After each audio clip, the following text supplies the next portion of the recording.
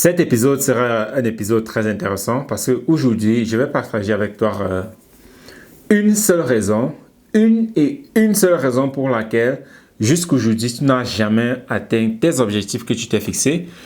Et quand je vais expliquer ce que c'est, toi-même, tu vas pouvoir voir et comprendre et ça aura un sens. En soi, c'est très simple, c'est très pratique, mais parce que nous voulons toujours quelque chose pour rien. Voilà pour la raison pour laquelle nous ne voyons même pas ce point-là, nous ne considérons même pas ce point-là. Donc aujourd'hui, ce sera une séance vraiment intéressante. Donc si tu as vraiment de quoi noter,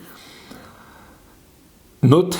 Mais si tu n'as pas, cherche quelque chose pour prendre note parce que c'est vraiment important. Tu n'es pas juste là pour te distraire, parce que si c'est le cas, vraiment, on va faire autre chose. Mais si tu es vraiment là pour apprendre, alors prends ceci vraiment au sérieux. Je vais m'inspirer de ce livre-ci. Je ne sais pas si je vais dire je vais m'inspirer ou bien la réponse vient de ce livre-ci. Penser et devenir riche. Déjà, la première question pour toi, c'est connais-tu ce livre?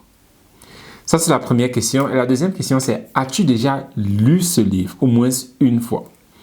La majorité de personnes qui vont regarder cette vidéo, ils ont sûrement déjà entendu parler de ce livre, La pensée et devenir riche. Parce que pour moi, c'était même le livre d'introduction dans le monde du développement personnel. C'est grâce à ça c'est ça qui m'ouvre en fait la porte dans tout ce qui concerne le développement personnel, comment travailler sur soi, comment s'améliorer, comment avoir des objectifs, comment vouloir plus que ce que nous avons maintenant.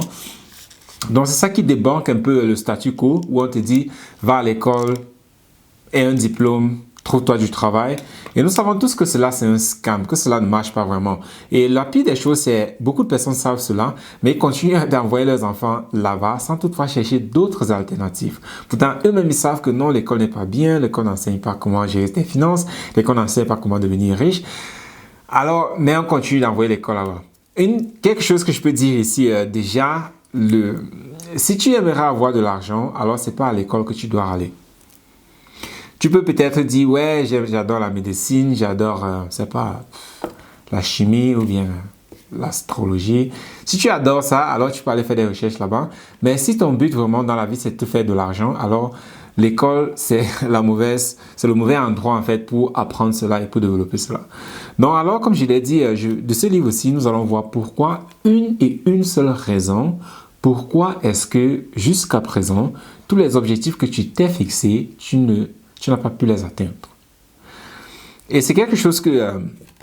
voilà pourquoi je t'ai demandé dès le départ si tu as déjà lu ce livre. Parce que si tu as déjà lu ce livre, je vais te demander si tu peux me dire ce que c'est, si tu as lu le livre. Je suppose que alors quelque part, tu as compris le message qui était expliqué ou bien les messages qui ont été expliqués dans ce livre-ci. Et nous allons aller... moi, j'ai la version anglaise. Et nous allons aller ici à la page 42. Ici, à la page 42, il y a pas mal de choses qu'il explique. Et nous allons prendre juste une seule chose. Et ici, il appelle ça la méthode. Il dit, the method by which desire for riches can be transmuted into its financial equivalent consists of 6 definite practical steps. Donc, il dit, la méthode pour laquelle tout désir concernant la richesse peut être atteint est l'équivalent ou bien consiste à cette étape ou bien est l'équivalent donc de ces 6 étapes-ci que tu devrais donc appliquer de façon pratique étape par étape. La première étape, c'est fixe-toi un montant exact d'une somme que tu désires. Il dit bien un montant exact. Il ne dit pas second, il ne dit pas juste un coup-ci, coup-ça. Il dit vraiment un montant exact que tu aimerais obtenir. Il dit c'est pas suffisant de juste dire ouais, j'aimerais avoir beaucoup d'argent. Tu dois vraiment être précis sur le montant que tu aimerais obtenir. Et il dit cela a un effet psychologique et il dit bon, il va expliquer cela plus tard dans le chapitre suivant. La deuxième étape maintenant, c'est il dit détermine exactement ce que tu intends de donner en retour de l'argent que tu désires obtenir. Et il dit ceci, c'est écrit bien ici en noir sur blanc, détermine exactement ce que tu as l'intention de donner en retour pour l'argent que tu désires. Et il met entre parenthèses, there is no such Reality has something for nothing. Donc, il n'existe pas cette vie-là où tu as quelque chose pour rien. Et cette deuxième étape-ci, c'est l'étape clé, c'est l'étape cruciale. Où tout le monde, quand on lit, on traverse, on dit « Ah ouais, j'ai lu, on continue ». On se focalise sur établir un plan défini, on essaie de définir un plan, « Ok, je vais faire ci, je vais faire ça ».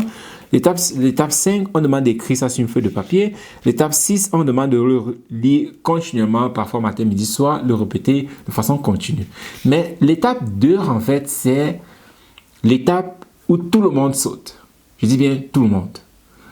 Et si tu n'as toujours pas compris pourquoi est-ce que tes objectifs que tu t'es fixés, tu n'arrives pas à les obtenir, voilà la réponse devant toi.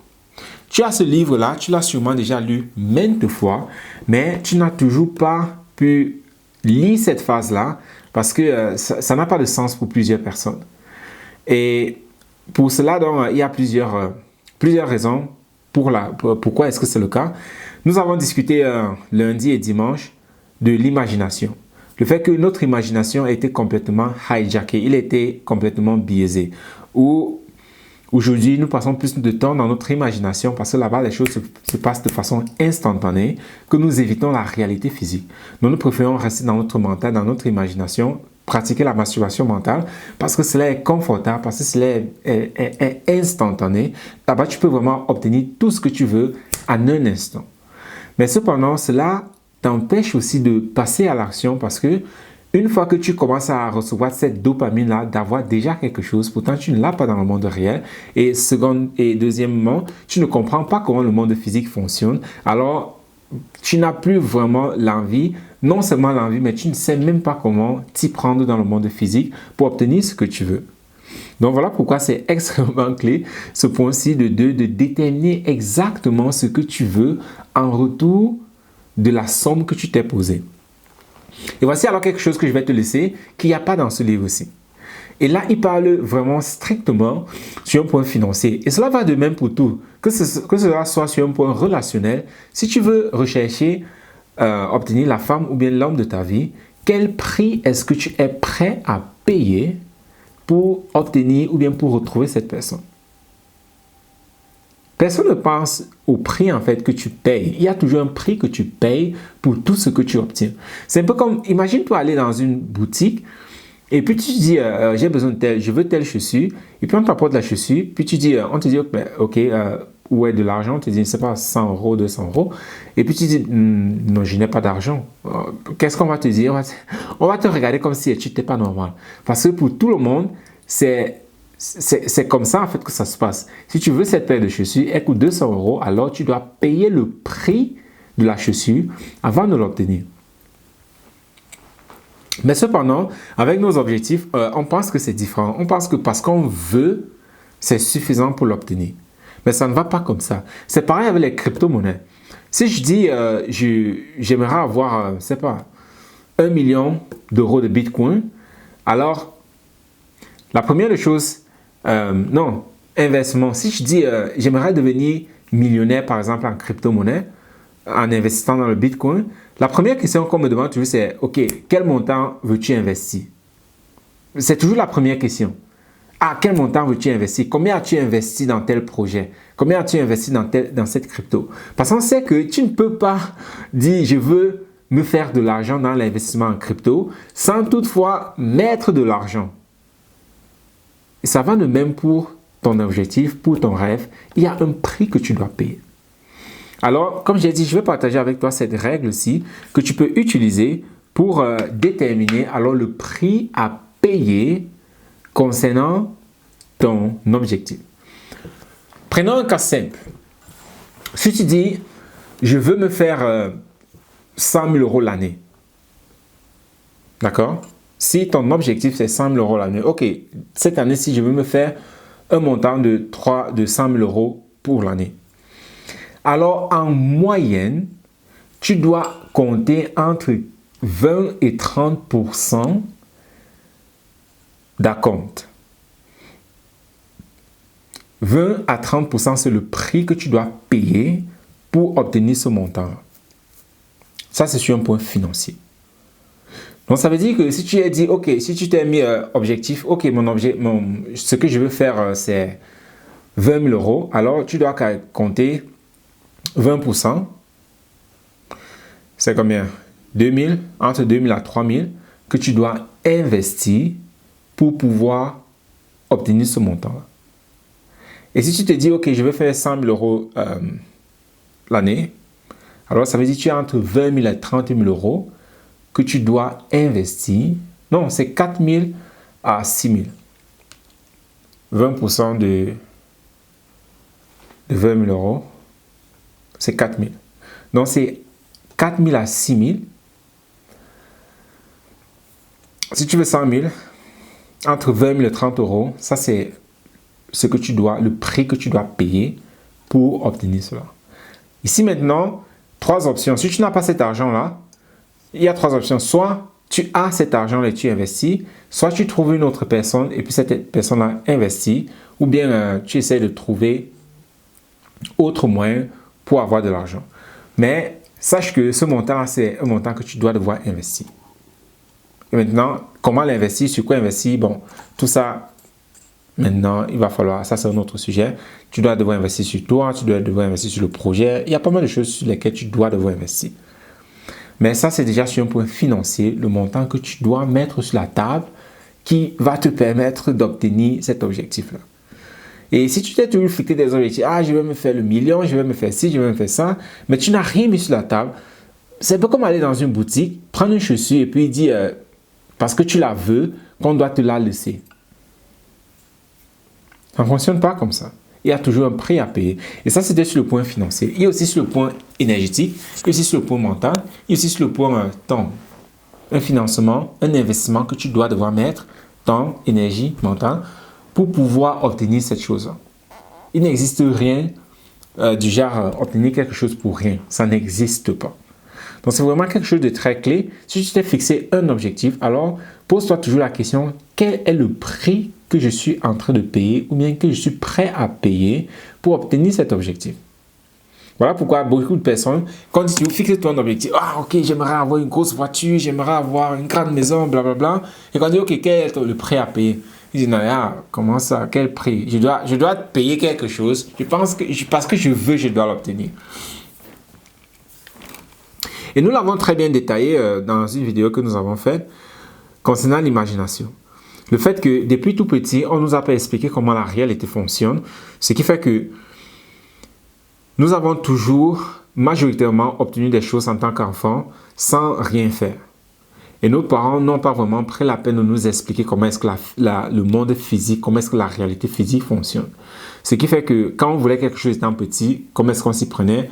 On demande, si on ne donne pas, on crie, on pleure, jusqu'à ce qu'on nous donne. Ce qui fait que pour nous, on a grandi avec cette programmation-là que si tu veux quelque chose, il faut seulement demander et on va te donner. Pourquoi? Parce que nos parents ne nous ont pas expliqué en fait le mécanisme de comment faire pour obtenir quelque chose. Et plus tard, alors, cela a été renforcé par des choses comme le Père Noël, où on te dit, un monsieur barbu vient, passe par la cheminée, dépose des cadeaux au pied du sapin de Noël. L'enfant regarde la maison, c'est un appartement, il n'y a pas de cheminée, mais on te dit, non, il n'entre pas la cheminée. L'enfant dit, ok, si c'est comme ça, alors.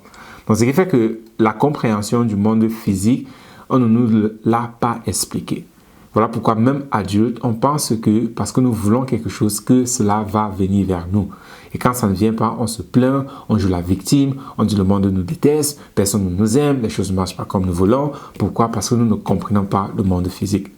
Donc toi maintenant, ce sera à toi de faire cette rééducation. Voilà pourquoi nous parlons toujours de technotuteur. Tu as besoin de ça pour te rééduquer, reconstruire ton vocabulaire de telle sorte que tu puisses comprendre comment le monde physique fonctionne, comment la réalité fonctionne, de telle sorte que tu puisses obtenir les objectifs que tu es en train de te fixer parce que tu comprends comment les choses fonctionnent.